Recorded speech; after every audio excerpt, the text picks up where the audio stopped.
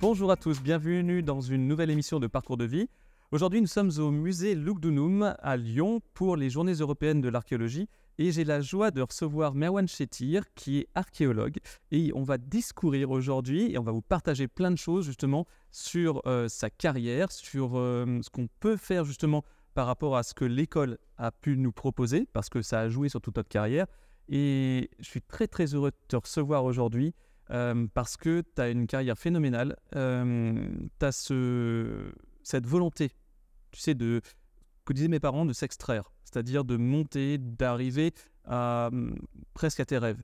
Et tu n'as jamais lâché, et pourtant on y reviendra, tu as eu des barrières, tu me parlais précédemment, là, justement en off, de tout ce qui était au niveau du quartier, au niveau des profs qui n'ont pas compris justement l'intérêt que tu portais aux matières, et tu as réussi quand même à dépasser ça pour aller de l'avant. C'est un truc que je trouve fantastique. Donc bonjour Merwan. Bonjour Olivier, merci pour l'invite. Oh, c'est la moindre des choses. Tu peux te présenter en quelques mots sur ce que tu as fait en parcours hyper rapide, type vous avez 3 minutes. Ok.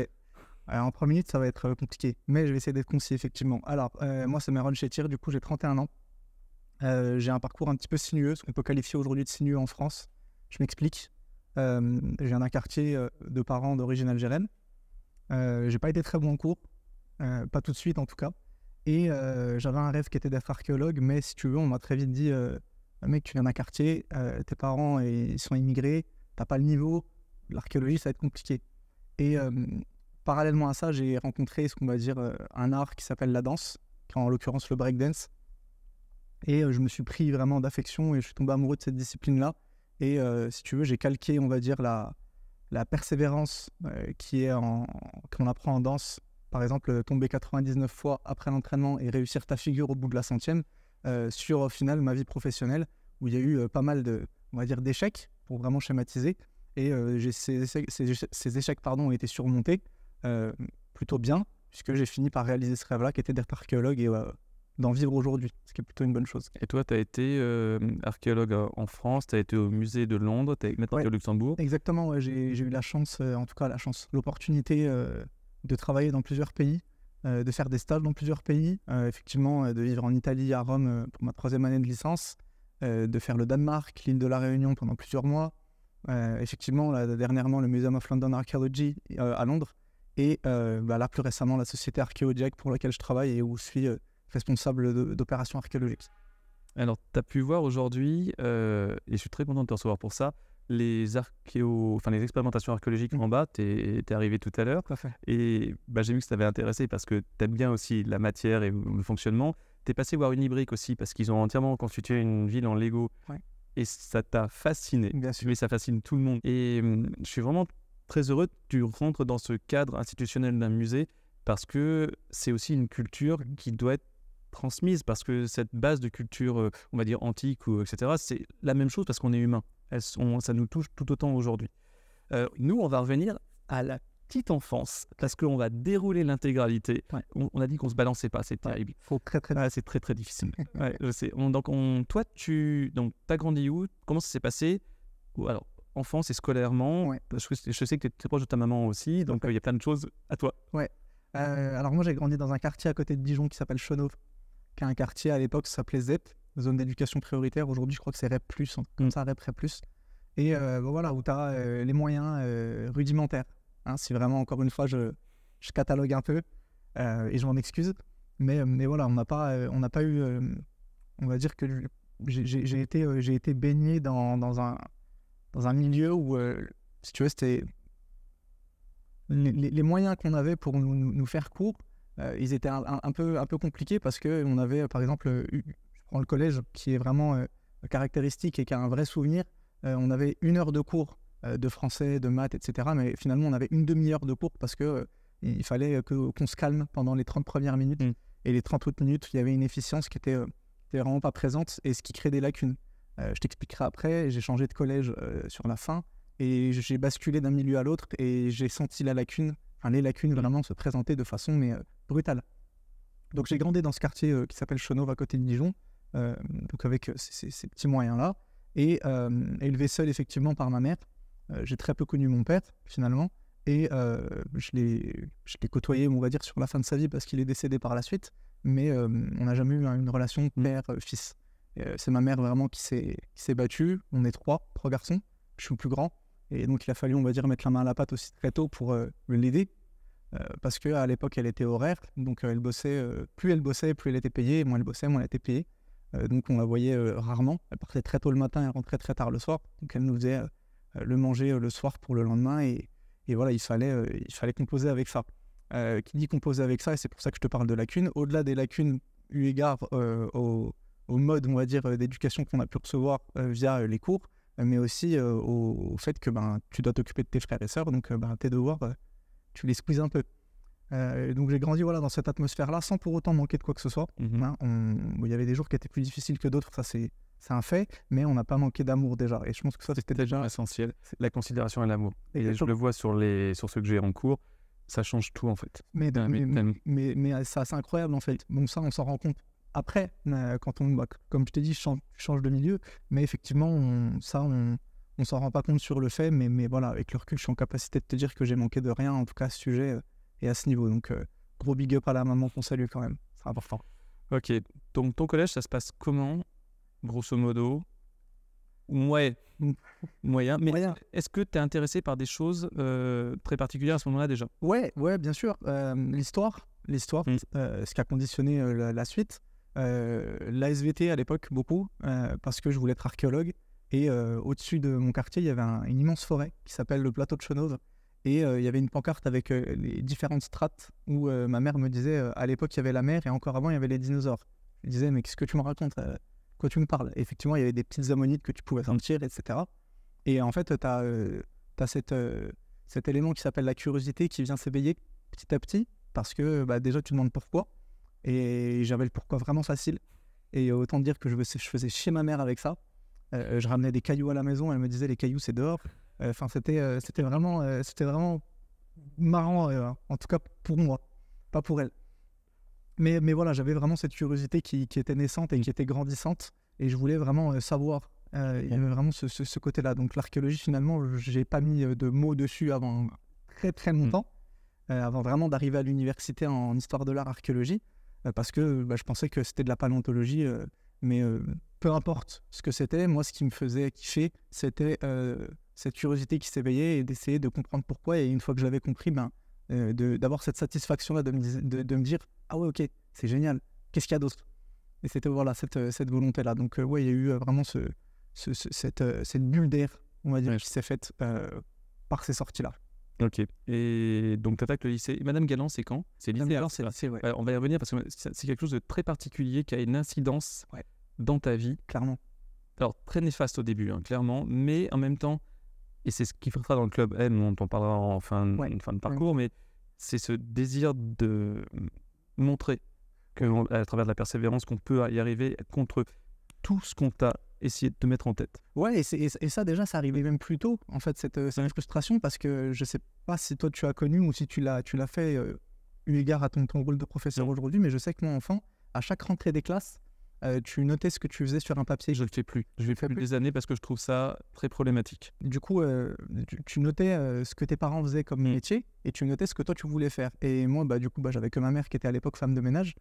Donc tout de suite, déjà, tu es dans une case d'origine maghrébine qui plus est.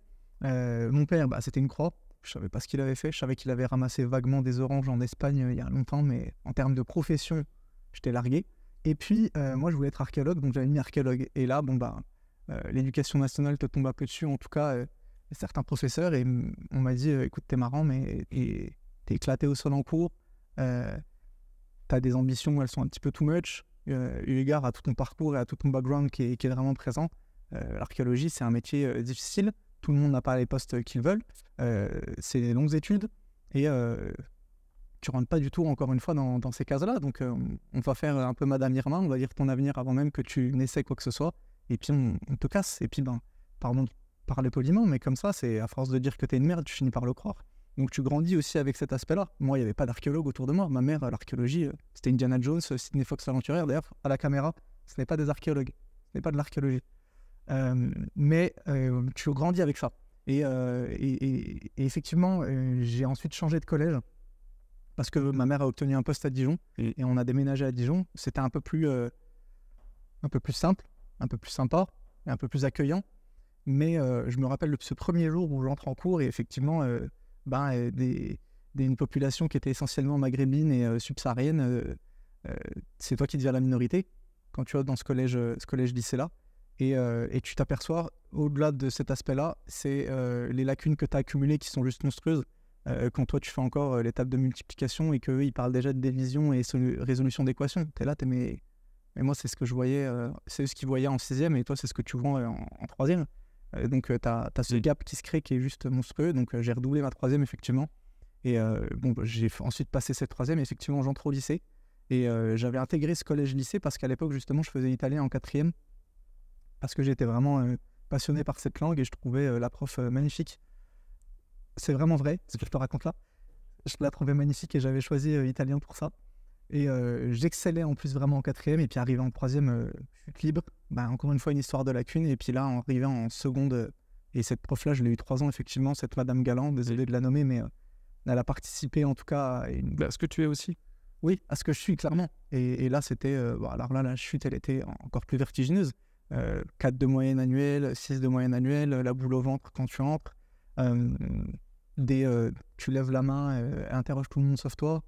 Et tu te rends compte que chaque contrôle, t'as 6 quoi. Et tu comprends pas parce que quand tu passes en bac blanc, en l'occurrence, là, t'as 18. Et tu te dis, mais qu'est-ce qui se passe? Et tu vas plus en cours à la fin parce que tu sais que quoi qu'il arrive, tu vas te faire défoncer. Et c'était pas le but. En tout cas, dans ma vision de l'école, c'était pas ça. Et je pense pas que ça soit ça d'ailleurs.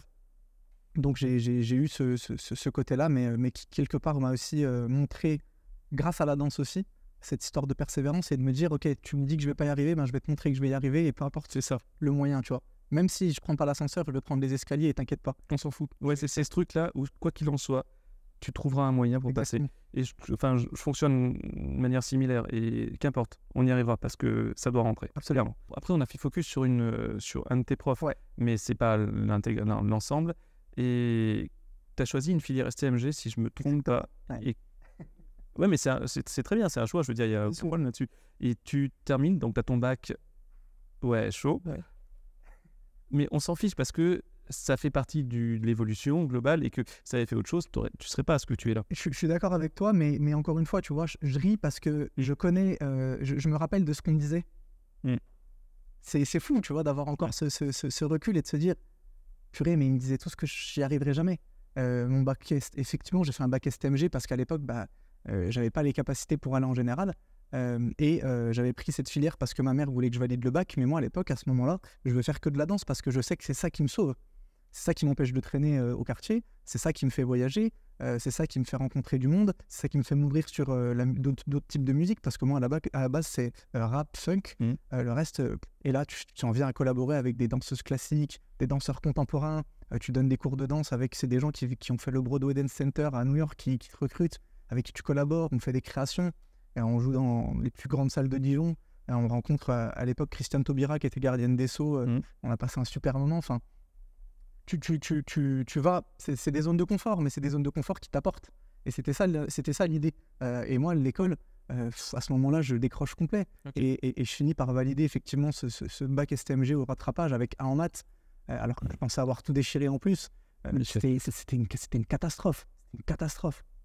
Mais effectivement, il y avait cet aspect où je me disais, bon, au moins, j'ai fait plaisir à ma mère. Parce qu'à l'époque, le bac... c'était les diplômes, tu sais, c'est... Le système français fonctionne énormément par diplôme. C'est d'ailleurs un problème aussi pour la suite. Avant qu'on bascule sur ta deuxième partie de vie, la danse, tellement hyper important. Toi, tu démarres comment et où? Moi, je démarre à Chenauve dans mon quartier. Parce que j'ai une 12-13 ans. Et j'en ai fait jusqu'à mes 25-26 ans, vraiment régulièrement, avec un niveau quand même, on va dire, international, parce qu'on a été amené à faire des projets, des battles dans d'autres pays. Mais c'était génial, c'était une période, on en parle souvent avec mes cousins, on est restés très très proches, très très liés, on est un peu nostalgique de ça, mais ça nous a conditionnés à être ce qu'on est. Donc la danse, je tombe amoureux vraiment de cette discipline où je vois un mec qui fait des saltos arrière et je me dis, attends, qu'est-ce qui se passe là? Comment ça? Des mecs qui tombent sur la tête, des mecs qui sautent sur la main, et tu te dis, mais c'est fou, et moi je veux le faire. Et donc, avec un groupe qui s'appelle Figure de Style, qui est un groupe mondialement reconnu. D'ailleurs, ils ont fait les Nids de Fourvière il n'y a pas longtemps sur un battle. C'est vraiment gros big up à eux aussi parce que bon, ils savent déjà tout ce que je pense d'eux. Et donc, ils ont vraiment conditionné cet aspect-là et c'est exutoire. C'est vraiment considéré comme un exutoire à la base avant d'en devenir une passion, une ambition, puis revenir au côté passionnel. Mais c'est 12-13 ans et vraiment acharné direct, quoi. Et c'est marrant parce que pour faire écho au futur, pour faire une ellipse rapidement, sans ça, j'y serais pas arrivé, mais je l'ai pris pour moi en me disant, attends, il y a des mecs qui sautent sur la main, ils tombent sur la tête, physiologiquement ton corps il est pas apte, et toi tu es capable de me dire que je serai jamais archéologue, mais t'es fou, mais je vais te montrer que je vais y arriver. Et c'est ça vraiment, ça a été un moteur, mais considérable. Je pense aussi, vraiment. Tellement. Ouais. Non mais ça fait grandir, puis en plus le côté, ce que tu disais tout à l'heure, c'est effectivement toujours reprendre le mouvement, effectivement, la perfection. Clairement. Ouais, mais c'est tellement intéressant. C'est millimétré parce que nous, en plus, quand on danse sur des temporalités, des temporalités différentes en fonction des musiques que tu choisis. Que ce soit sur du jazz, que ce soit sur de la funk, que ce soit sur tout type de musique, tu es obligé d'être dans les temps. Si tu es hors temps, ça sert à rien. Là, ça casse tout. Et effectivement, cet aspect perfectionniste qui rentre en jeu. Et puis le fait de voir autre chose, que tu disais. Donc, tu as 26 ans, donc ça veut dire que tu fais toujours du breakdance quand tu passes ton bac. Ouais. Ok, et après? Parce que c'est ce moment où ça s'enclenche dans différents endroits et que malheureusement ou heureusement pour toi, tu as la question financière, enfin pécuniaire qui rentre en ligne de compte. Et ce qui m'ennuie prodigieusement aujourd'hui, parce que là, effectivement, je fais du choix politique, de dire que on arrive sur un système à l'américaine où tout est extrêmement payant, extrêmement cher. Alors parfois, c'est pas à la hauteur de ce qui est annoncé. Et que moi, j'aime le système public parce que justement, il donne sa chance à tout le monde. Et que maintenant, on est en train de basculer vers un système privé où ils s'endettent. Et en même temps, c'est pas l'idée de la culture à partager pour tout le monde. Absolument d'accord avec toi à 100%. Je corrobore, je valide vraiment. Mais ouais, effectivement, je postule à une école à Lyon, une école supérieure de sport avec le projet de valider un BPGEPS qui est en gros un diplôme d'éducateur sportif. Parce qu'à l'époque, le breakdance n'est pas reconnu en tant que danse à proprement dit déjà, et ne va pas au JO comme on a aujourd'hui en 2024. On n'a pas du tout ces aspects-là. Donc moi, l'idée de base, encore une fois, vu que je savais que j'étais bon dans cette discipline-là, je voulais développer donc un business, faire prof, etc. C'est vraiment ça l'idée. Donc effectivement, je passe à Lyon, à l'époque place Bellecour. Je contracte un prêt étudiant avec ma mère qui se porte en plus cautionnaire. Encore une fois, il faut remettre les choses dans le contexte. Elle était femme de ménage à ce moment-là, donc c'était 4 000 € la première année. Et le directeur m'avait dit, écoute Meron, si tu y arrives la première année et que tu y arrives bien et que tu as des bonnes notes, la deuxième année, tu peux avoir des bourses. Et que de l'oral, que du chant, 5 000 € la deuxième année, sauf que les 5 000 €, impossible de les payer. Donc tu prends ce que tu as pris, tu t'endettes et tu ramasses un premier gros choc en te disant, mais en fait, je comprends pas, je suis sélectionné, on me dit des choses, mais j'ai pas le fruit de mon travail quelque part. Et bon, tu te dis retour chez maman. Donc ma mère aussi dégoûtée que moi parce qu'elle aussi avait investi quelque chose. Et tu dis, comment qu'est-ce que je vais faire? Et je me suis dit, écoute, au bout du rouleau, j'avais quoi, 19-20 ans, je vais faire l'armée, ça paye, j'y vais, j'ai un bac STMG, j'ai pas envie de faire de BTS, ça me saoulait tout ce qui était ressources humaines, etc. Et puis, il y a l'archéologie qui revient. Comment? C'est une très bonne question. C'est une excellente question. Certainement, l'esprit revanchard en me disant écoute, j'ai mon bac, je suis pas allé à l'université, tu peux faire archéologie en faisant une licence d'histoire, et puis ensuite, en te réorientant en master en archéologie, t'as pas été trop mauvais en histoire durant ta scolarité, ça t'a intéressé. Plutôt, j'ai pas été mauvais parce qu'il est intéressé. C'est ça. Et la curiosité, toujours. Exactement, toujours cette histoire de curiosité. Quand on allait faire des battles ou des compétitions à droite à gauche, il fallait que je visite, que je me renseigne sur ce qui était quoi. Et ça, franchement, ça rentrait en ligne de compte à chaque fois. Et je me dis, on va tester. Sauf que je rentre à l'université de Bourgogne, effectivement, et là, on me demande de faire des dissertations et des commentaires de texte pendant 4 heures. Et en STMG, oui, je sais, t'apprends pas ça. Non. Donc, je me ramasse la première année de façon monumentale. Donc, ça fait 2 échecs, entre guillemets. Et je me dis, c'est pas grave, on va retester. Puis, il y a ta mère qui est là, qui te dit, faudrait peut-être penser à bosser. À juste titre, parce que déjà, elle avait fait des pieds et des mains pour que j'en sois là. Je vais même dire parce que j'ai mes frères à côté. Mais parce qu'elle, à son âge, dans son référentiel, elle bossait déjà depuis longtemps. Je sais. Et moi, j'étais dans la compréhension totale. Je lui disais, attends, moi, je veux faire archéologue. Tu vas pas commencer à m'emmerder avec tes histoires de bosser. Je vais trouver un petit taf à côté et je vais bosser les week-ends. Comme ça, je deviendrai autonome. Ce qui m'a plutôt servi, puisque finalement, j'ai fait professeur de danse. Tu vois, je donnais des cours à des enfants les week-ends. Et ça m'a permis vraiment déjà d'apprendre vraiment la vraie valeur de l'argent. Et au-delà de ça, de voir un petit peu quel était le monde du travail et dans quelque chose que moi, j'appréciais faire. Quoi qu'il en soit, je refais cette année en fac d'histoire. Et là, second next time, quoi, je me ramasse à nouveau. Sans même aller au rattrapage, là, je me dis, écoute, ça sert à rien. De toute façon, vu ta moyenne, je devais avoir 6. Avec que j'ai 14 en fac d'histoire, c'était mort. Je me rappelle du premier jour, pour revenir encore en arrière, de notre prof qui nous demande de faire un plan. J'étais là, qu'est-ce qui me rappelait? C'est quoi un plan? Je savais pas ce que c'était un plan du tout. Et du coup, j'apprends à les faire. Donc, je redouble à nouveau cette deuxième année cette deuxième première année de fac d'histoire. Et là, je vois histoire de l'art archéologie. Histoire de l'art archéologie, sans connaître rien du tout à l'histoire de l'art. Je te dis, les seules formes d'art que je connaissais, c'était la danse, la musique, cinéma. J'allais voir le Seigneur des Anneaux, j'étais content. Les musées, j'étais allé une fois au Louvre, je regardais ma montre, savoir quand la guide elle allait finir son speech. Pourtant, on parle du Louvre, ça me crève le cœur de te dire ça aujourd'hui. La lecture, je lisais pas, ou très peu, et ça m'intéressait pas. Et l'archéologie, je pensais que c'était de la paléontologie. Donc, je pensais qu'on allait... D'où les ammonites, les fossiles. Tu vois, encore une fois, cette histoire de référentiel quand t'as personne autour de toi. Et en fait, je prends une claque monstrueuse. Même 2 claques monstrueuses. La première derrière la nuque en me disant, putain, mais c'est pas ça tout ce qu'on t'a dit. Et la seconde, c'est pas mal, en fait. C'est plutôt c'est les claques qui sont utiles, tu vois. Le genre de tartes qui disent, ah ouais, c'est bien, en fait. Ça sert de leçon. Et en fait, je tombe amoureux, au même titre que la danse. Je tombe amoureux de l'histoire de l'art, je tombe amoureux de l'archéologie et j'étudie des sites comme Pompéi, Göbekli Tepe, Athènes, Rome. Et pendant ce cursus-là, évidemment en parallèle de l'archéologie et de l'histoire de l'art, bien sûr, mais je m'ouvre l'esprit de façon exponentielle et je vois cette possibilité de faire ce qu'on appelle un échange Erasmus. Je me dis, mais Erasmus, c'est quoi? C'est aller étudier 3, 6, 9 mois à l'étranger, apprendre la langue et étudier dans le pays. Je fais, mais attends, je regarde ce qu'il y a et je vois, il y a marqué Rome. Je fais, mais je suis obligé, je vais à Rome. Je fais, là, je me dois d'y aller. Il y avait l'italien qui était encore présent, qui était très fragmentaire, mais je baragouinais, si tu veux. Je savais me repérer dans la ville, quoi. Donc j'y vais, je postule, et là, c'était sur toute l'université de Bourgogne, il y avait 4 places, et il fallait faire une lettre de motivation en italien, en français, en anglais. Et donner tous tes bulletins scolaires de quand tu as commencé l'italien pour voir ton niveau. Alors là, des appréciations en seconde, première, terminale, Meron a définitivement choisi l'option récréation, bavard et dit ne pas s'en rendre compte. Tu montres ça en fait à un comité qui t'analyse et qui te juge et qui te dit si oui ou non tu vas être pris. Je pense qu'ils ont fait un pari sur moi. Ouais, c'est ça. En fait, je reconnais que je remercie beaucoup ces gens dont on peut faire partie maintenant, parce qu'on va voir dans les plus jeunes, en tout cas, ce truc qu'ils ont. Exactement.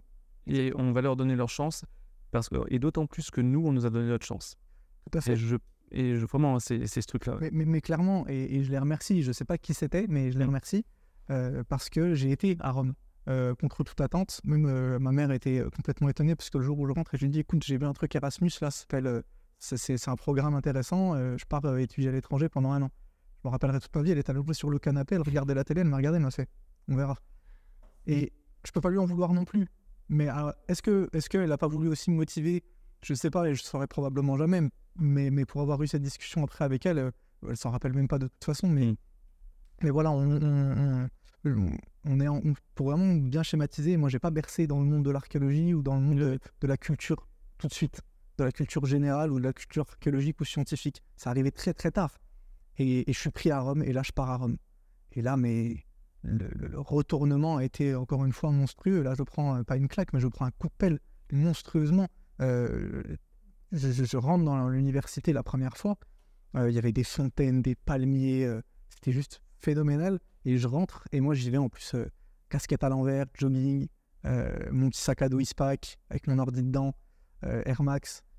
Et tu vois les films, les westerns, où t'as l'étranger qui se ramène et même le pianiste s'arrête et il se tourne comme ça pour le regarder. Ben, je te jure que c'était la même chose. Et je te jure que c'était ça. Parce que là, je vois des gens des femmes habillées en Massimo Dutti, en Dior, en escarpins, des mecs chaussures, costards, Dolce Gabbana, puis toi t'es là, mais tu rentres dans un monde qui n'est pas le tien déjà, auquel tu as peut-être aspiré, mais auquel tu t'y attendais pas et que tu prends vraiment de plein fouet. Et t'as le professeur qui regarde et il fait, toi, t'es étranger, toi. Je fais, ouais, je suis français et tout. Ah, ok.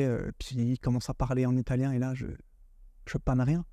Je panne rien. Et puis, 1 mois, 2 mois, 3 mois, plus tout ce que je faisais, donc visite de rencontre avec des locaux. Tous les samedis, on avait cours dans les différents musées de Rome. Ça, c'était juste incroyable. Ah ouais, mais j'ai eu des cours au Vatican, j'ai eu des cours au Colisée. Je me rappelle de ma professeure qui me dit, écoute, demain, on va au Colisée. On va aller faire cours là-bas. Je me dis, mais on va faire le tour. Mais non, on avait nos badges et on allait dedans faire cours. Et c'était juste mais monstrueux. En italien, encore une fois, hein, le tout. Mais je progresse. Et là, je passe mes examens et je me rappelle encore de cette prof, Giuliana Calcani, qui est une prof mais juste incroyable, qui me dit, là-bas, les systèmes de notation, c'est sur 30. Et elle me dit, écoute, toi, tu as 27 sur 30. Elle me dit, tu as fait des progrès linguistiques, c'est juste monstrueux. Et puis, tu t'intéresses.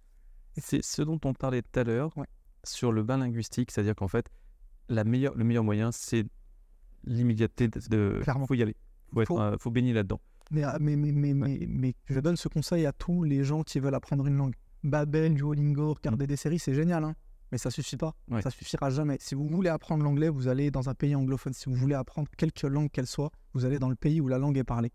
Et alors, même ça peut être d'autres pays du Nord, ou même en Allemagne, enfin, je pense à plein de pays, justement, parce que l'anglais, tu es obligé de te confronter à ça, comme c'est la langue véhiculaire aujourd'hui. Ouais.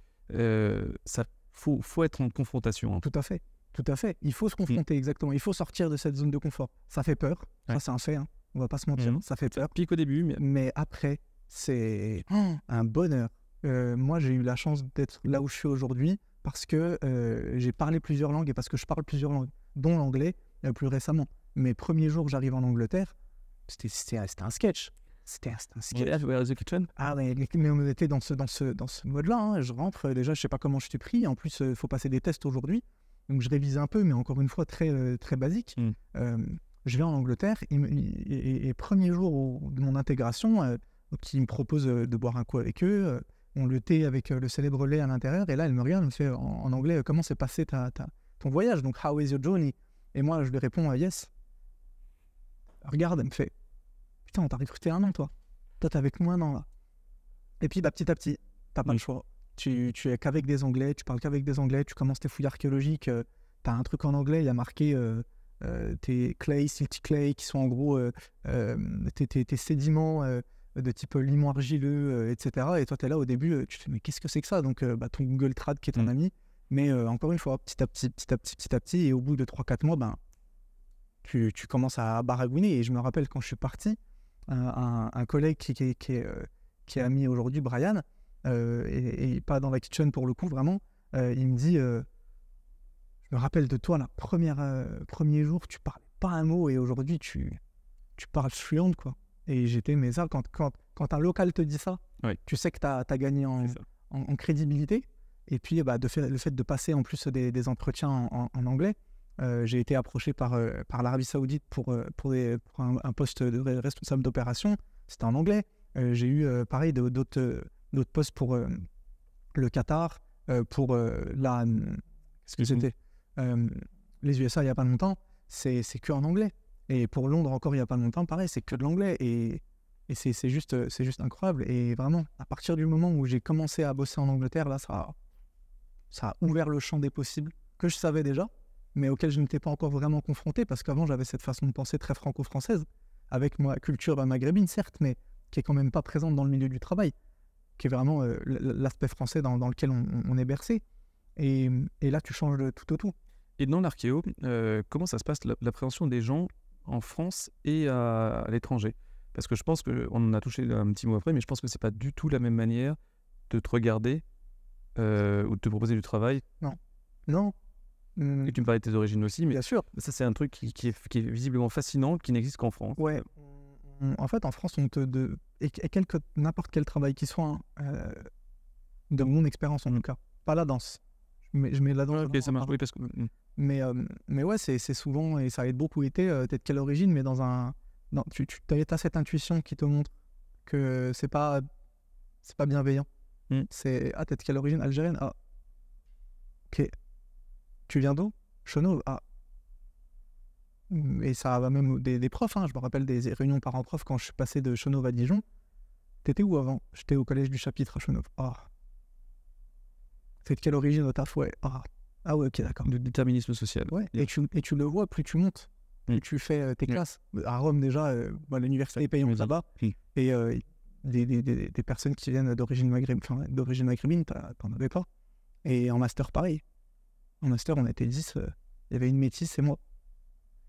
Je pointe pas du doigt, mais ça correspond aussi à différentes façons de penser qui se traduisent malheureusement aujourd'hui dans notre pays, qui font mal au cœur, mais qui sont réelles. Et quand tu regardes avec le reste, pour parler de l'Angleterre ou de la Suisse, ou de là aujourd'hui du Luxembourg, ou alors du Danemark, pas ça. Ils vont te questionner, mais par curiosité, encore une fois, et par bienveillance. Ah ouais, trop bien. Ah, tes parents, ils viennent d'Algérie, en plus, t'as cette double culture, c'est génial. Et t'as déjà été en Algérie, et t'as déjà été en France, et alors c'est comment ça se passe. Et pareil, quand on t'embauche, c'est tes compétences qui priment. C'est tant mieux. Ça devrait être toujours les compétences. Mais c'est clairement ça. Mais c'est vrai qu'à un certain niveau, il y a le réseau qui rentre. Oui. En France, c'est vrai que c'est beaucoup de népotisme, beaucoup de réseaux. Moi, je suis très attaché aux compétences. Parce que je trouve qu'il faut montrer ce qu'on vaut et que c'est grâce à ça qu'on permet d'avancer sur le truc global. Mais c'est visiblement... Il y a du chemin à faire. Je le dis à contre-cœur, parce que je travaille plus en France, mais c'est de façon choisie, oui et non. Un peu amèrement, je te dis ça. Parce que la France, c'est quand même le pays qui m'a vu grandir, où je suis né. Nos parents, ils sont arrivés avec cette possibilité de travailler qui a été quand même bénéfique pour eux et pour nous par la suite. Ils ont quand même aussi fait ça de sorte à ce que nous, on puisse avancer et puis progresser socialement. Mais quand tu sens qu'il y a une rupture, ou en tout cas ce célèbre plafond de verre qui est présent, et que quand tu postules à différents emplois et que tu as 5-6 pays qui se battent pour toi, entre guillemets, et que tu as postulé en France et qu'on te répond non, et qu'ailleurs on te dit oui avec des conditions supérieures. Pourtant, j'ai travaillé en France et j'ai apprécié travailler en France. Et j'ai un réseau aujourd'hui qui fait que ça marche. Mais il y a des choses contre lesquelles tu peux pas lutter et contre lesquelles tu es obligé à un moment donné de dire ouais, c'est vrai. D'ailleurs, quand tu arrives en France, quand tu as postulé sur LinkedIn pour la France, et tu as cette capacité aussi d'être différent. C'est-à-dire d'avoir une créativité propre, un fonctionnement différent qui vient de toute ta vie.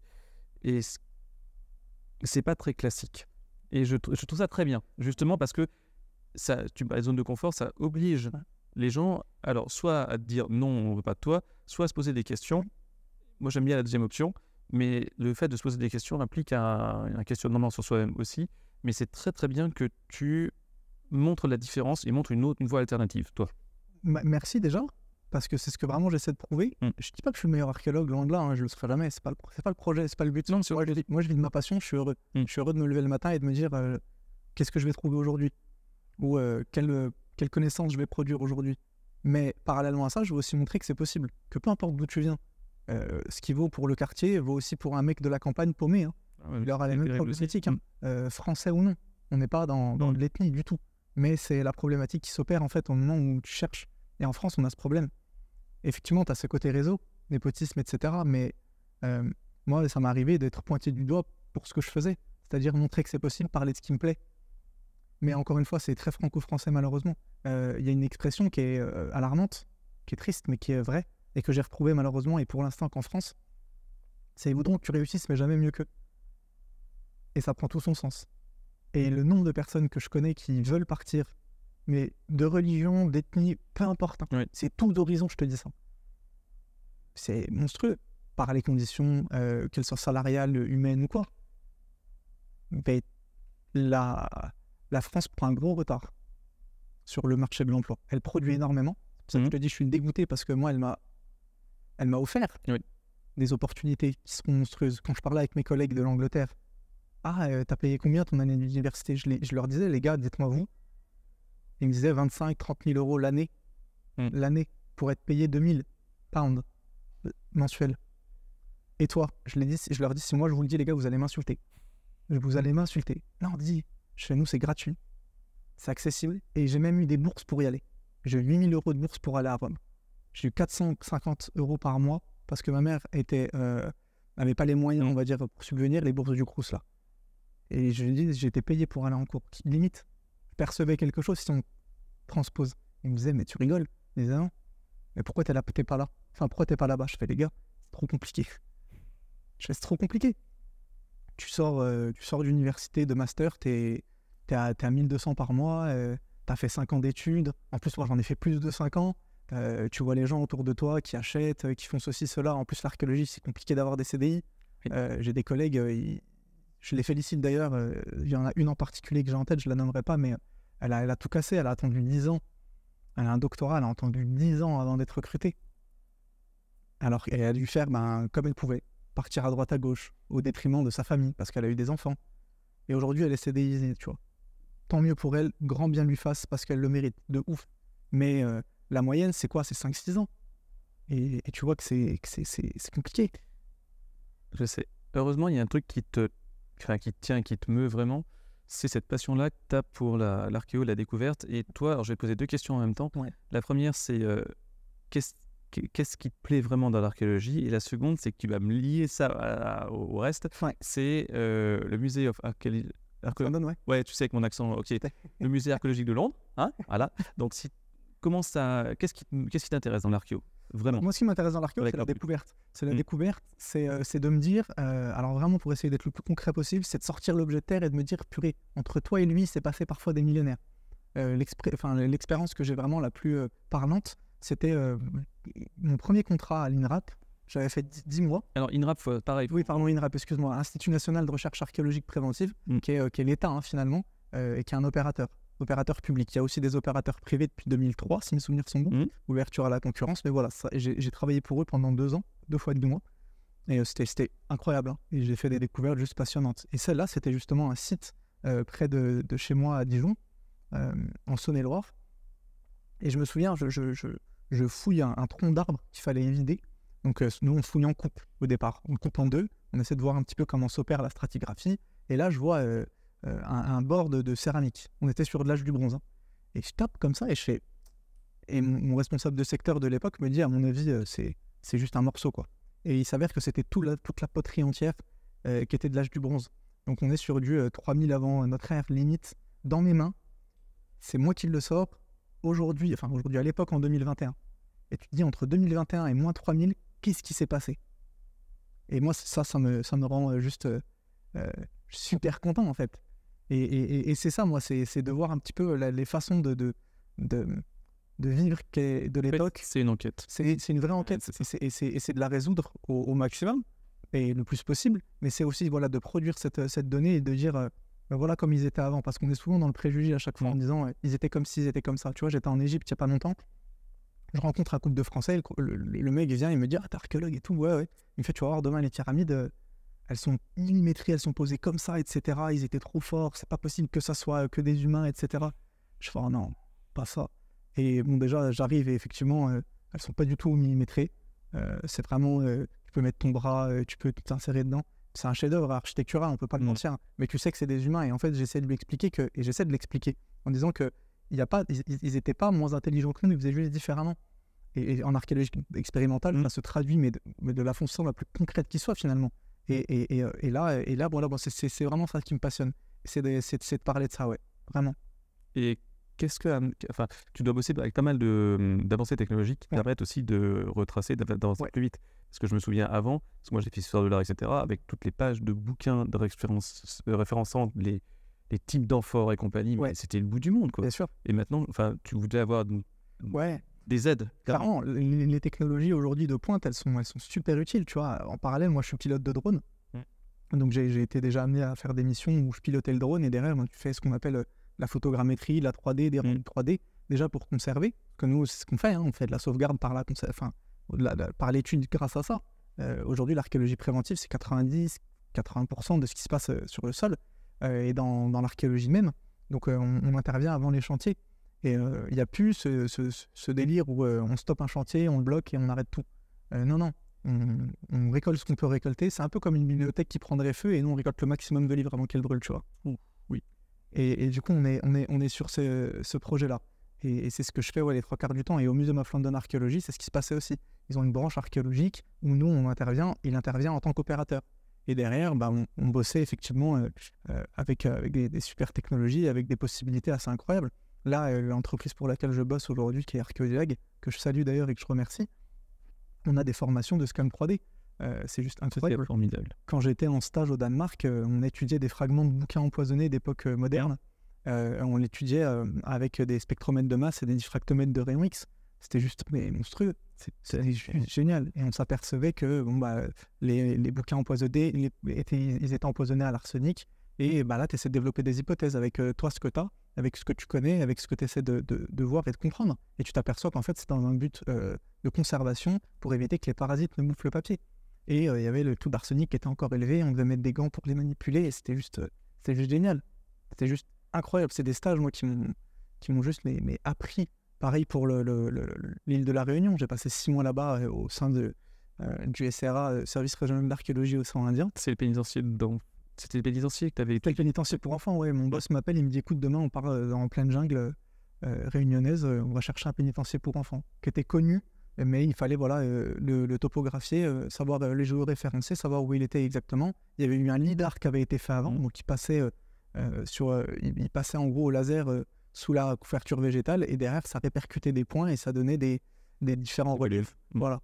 Et nous, on étudiait ça, effectivement. Et on a fini par trouver ce pénitencier pour enfants. On l'a topographié, on l'a référencé.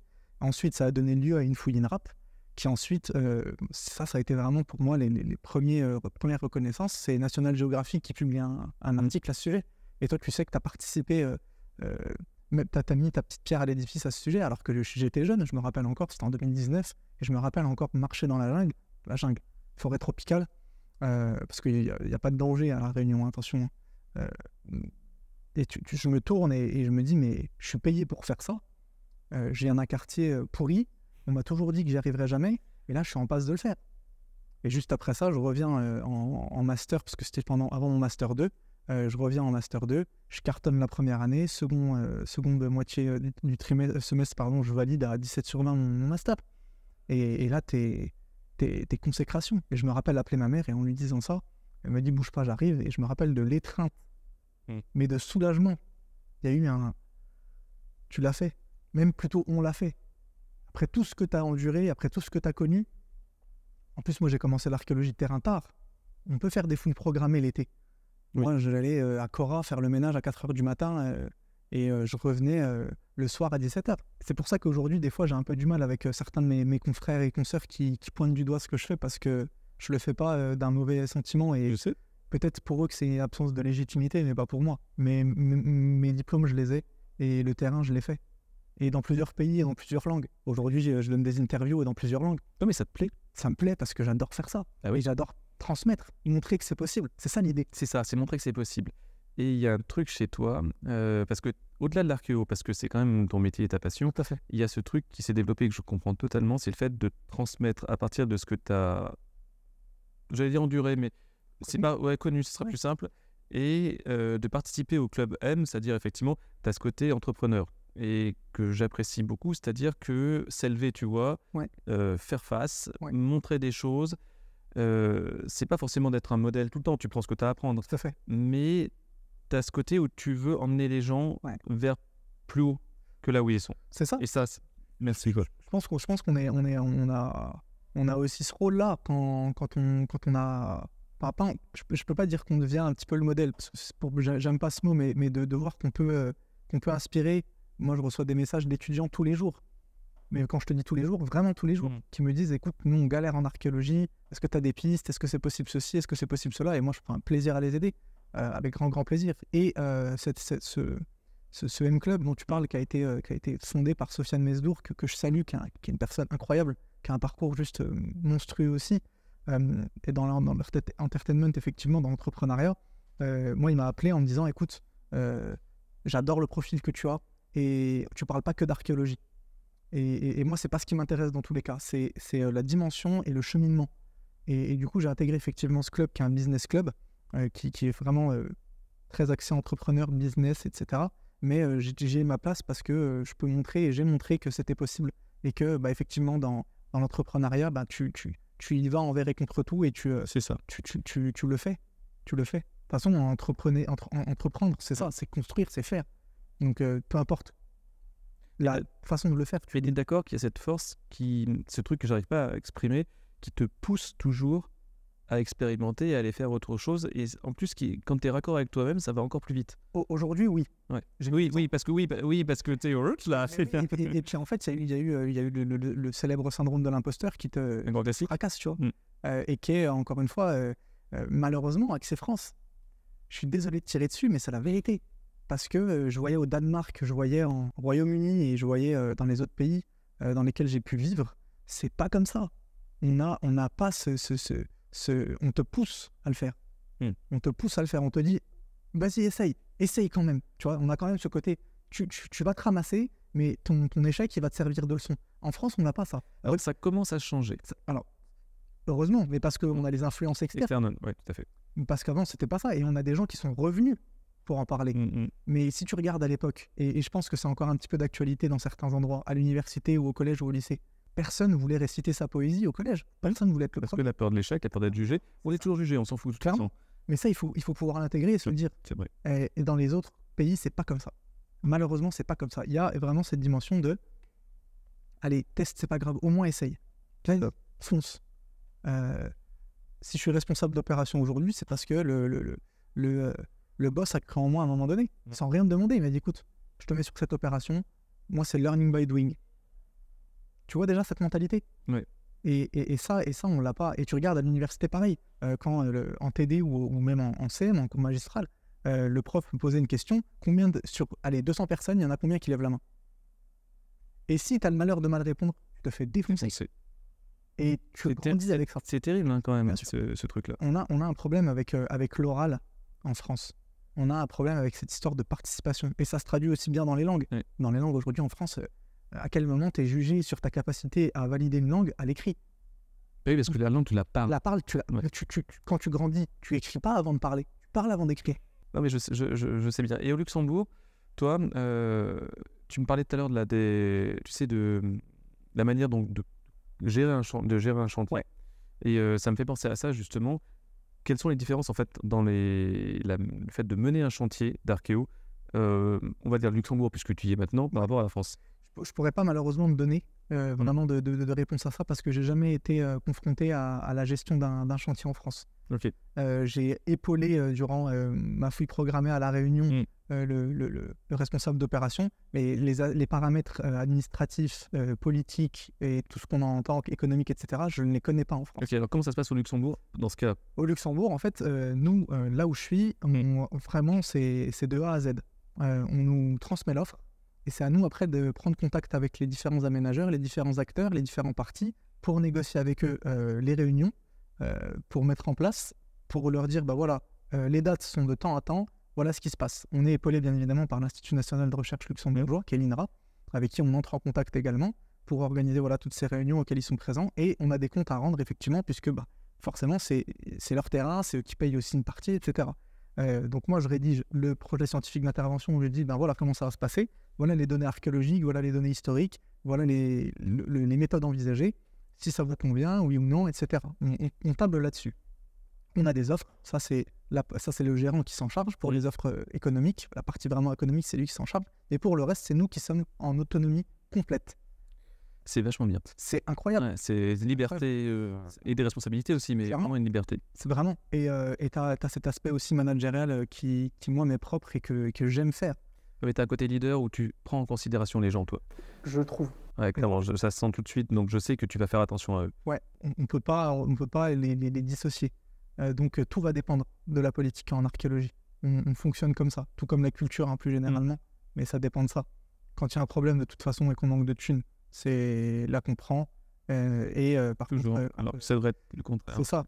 Et on élève les réflexions, on élève les esprits par la culture aussi. Donc j'espère qu'en tout cas on va en prendre conscience de plus en plus que la culture c'est important. Quand on voit des politiciens qui font des références historiques, des fois t'en as, tu dis non, tu peux pas dire ça, c'est pas possible. Tu peux pas faire des références comme ça. On va pas s'éterniser sur cet aspect-là, mais j'espère que ça ira mieux et j'espère qu'on aura en tout cas en archéologie une meilleure crédibilité. Sans sans parler trop politique. Pour faire, Effectivement. Mais ce qui est important, je pense, c'est de faire sortir l'archéologie parce que l'INRAP, effectivement, bosse beaucoup là-dessus. Ils font beaucoup de postes, ça augmente. Je crois que ça attire de plus en plus parce que c'est l'attrait des civilisations antiques et la compréhension du monde et du fonctionnement du monde fascine, clairement. Clairement. Et un gros merci à l'INRAP qui œuvre pour ça. Et ça reste quand même l'opérateur le plus important en Europe aujourd'hui qui met les moyens. J'ai eu la chance de rencontrer Dominique Garcia, de discuter avec Dominique Garcia, de rencontrer Daniel Guérin. C'est des personnes qui sont formidables et qui œuvrent en tout cas pour le bien-être de la investi, tout ça. Ouais. Tu sens un investissement qui est juste monstrueux avec ces aspects, encore une fois, politico-économiques qui sont, qu'on veuille entendre ou non, dans l'aspect gestionnel, parce que tu n'as pas le choix, mais qui en tout cas œuvrent pour le bien-être. Voilà, donc j'espère que les pays d'Europe vont prendre en compte. Je reste un peu dubitatif pour l'Angleterre, malheureusement. C'est un peu, je trouve, en train de se casser la figure. J'espère que ça va. Comme historiquement, je pense que c'est effectivement des vagues et que je pense aussi. Il y a aussi des modes qui font que il y a des appétences qui naissent. Là, visiblement, on ressent un regain pour le monde antique. Ouais. Je pense à Gladiator 2 qui va sortir, mais il y a des petites bribes, tu vois, qui apparaissent et qui me font penser que tu as un revival qui va se passer dans les années prochaines. Je l'espère en tout cas. Et il va falloir de toute façon qu'on s'accroche à un moment donné à quelque chose. Et souvent, ce qu'on fait, c'est qu'on regarde derrière. Ouais. Ben, forcément. Et à propos de regarder derrière, regarder en avant, qu'est-ce que tu vois pour toi plus tard, là, quand tu seras grand? Quand je serai grand je ne sais pas déjà d'avoir eu cette évolution aussi rapide. Et je peine à réaliser ce qui m'arrive. Dans le bon sens du terme, qu'on soit clair. Parce que aujourd'hui, j'arrive à vivre de ma passion, de mon rêve d'enfant. C'est un rêve d'enfant. Je fais un métier que j'ai toujours voulu faire, que j'ai choisi. Et ça, aujourd'hui, c'est rare, encore. Malheureusement, de faire un métier qu'on choisit. Et j'ai cette... je ne vais pas dire le mot chance, mais en tout cas, j'ai pu le faire. Je l'ai créé, en tout cas, la chance. J'ai fait en sorte que ça fonctionne. Je ne me suis pas découragé. Et pouvoir, encore une fois, participer à, comme ce qu'on fait là, des échanges qui te montrent que c'est possible et qui, avec des acteurs comme toi, qui montrent aussi que c'est possible et qui donnent et qui insufflent des regards nouveaux, que ce soit en archéologie ou des sciences connexes ou même dans l'humain. Et je pense qu'il faudrait qu'on se tourne davantage vers l'humain et par l'échange globalement, plutôt qu'on arrête de se regarder le nombril et de se comparer. Je pense que c'est pas la meilleure des choses qu'il faut qu'on fasse et on est en train d'aller tout droit dans le mur avec cette façon de penser là. Oui, mais je pense que les actions qu'on mène, et je pense à vous tous là, qui êtes, alors pas forcément les spectateurs, mais en l'occurrence toutes les équipes qui sont là, qui sont des élèves, anciens élèves, etc. C'est important de faire croiser les gens. Et que vous parliez, que vous disséminiez la parole, enfin, ça est très biblique, hein.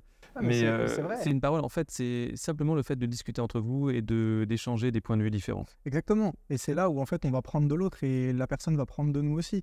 Et c'est comme ça qu'on s'élève, parce que c'est là où on comprend qu'on n'a pas tous le même background, le même bagage, et de pouvoir entendre des bonnes vibes, c'est juste magnifique, parce que ce qu'on voit aujourd'hui dans les médias et même dans les réseaux sociaux, on est sur des planètes qui sont des infos qui sont plus néfastes qu'autre chose et qui nous font perdre un temps considérable. C'est ça, parce qu'on passe notre vie à regarder la vie des autres. Exactement. Et qu'en fait, c'est tout est relatif sur il faut, mais c'est important, je pense, de faire des choses de notre vie. Ouais. Et d'où l'humain, c'est-à-dire, mais d'où l'interaction humaine. Mais elle est difficile, hein, ça veut dire qu'on va se heurter à des gens qui sont différents. Et déjà que nous-mêmes, gérer nous-mêmes, c'est compliqué. Alors, en plus, tu mets une autre personne dans le truc. Waouh! Non, c'est super compliqué. Je vois, moi, à l'époque où j'avais encore les réseaux, où j'étais très présent sur Instagram et TikTok, j'ai tout arrêté parce que je scrollais, je regardais ce qui se faisait ailleurs. Et tu scrolles et tu vois, il est 17h20, tu scrolles, il est 20h08. Tu te dis, vas-y, c'est bon. J'ai passé ma vie à jouer avec mon doigt, quoi. Et je pense que c'est un bon outil, par contre, pour transmettre. Par contre, voilà, encore une fois, c'est le faire à bon escient. Moi, ça me sert pas. Ça m'a desservi. Ce qui fonctionne pour moi ne fonctionne pas pour les autres, qu'on soit clair. Je fais pas une généralité, mais essayer vraiment de cibler et de se donner des règles, parce que ça part vite en live et on le sait tous de toute façon. On aime tous scroller. Et pour en revenir au grec, c'est la sophrosyné, c'est-à-dire la maîtrise des passions, la maîtrise de soi-même. Voilà. Et c'est un travail d'une vie, Ah ouais, c'est clairement. mais clairement. Clairement. Je te remercie beaucoup pour cette interview Vraiment. que je clôt parce que va falloir que je retourne faire, faire le barbare public. Pas de souci. Mais Merwan, c'était vraiment formidable et je vous remercie tous d'avoir assisté ou en tout cas écouté ce parcours de vie. Et je remercie beaucoup l'équipe technique qui est majoritairement composée de jeunes et c'est vraiment formidable de vous voir bosser, évoluer et grandir. Et toi, je sais que ça c'est très cher aussi sûr. cette transmission. Donc merci à tous. Merci Merwan. Merci beaucoup. C'est cool. Top. C'est cool. I wake up to a little bit of drool on my pillow, feel like it's gonna be a bad day. Yeah, I'm tired of shit, and the coffee ain't hit yet, damn, ain't that great. I don't wanna go to work, cause my boss is a jerk, and I'm not even that paid. I need a change in my life, cause I don't feel alive, and there's nothing that makes me happy.